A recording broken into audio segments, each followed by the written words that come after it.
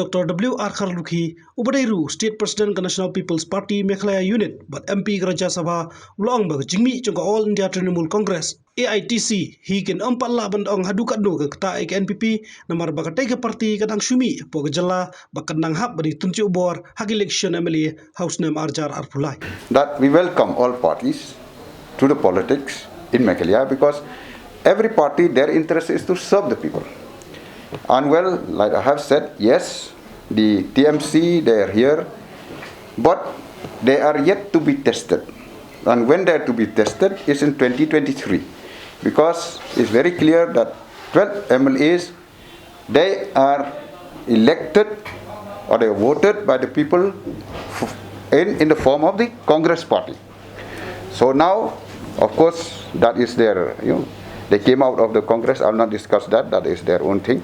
But they will be tested only on 2023. And like what I said, all of us, we also, when we first formed NPP in 2012, that time it was a wish, a dream. But it came into reality only when our MLAs are elected. Only when the people has given their, their stamp on us. So same thing with the TMC.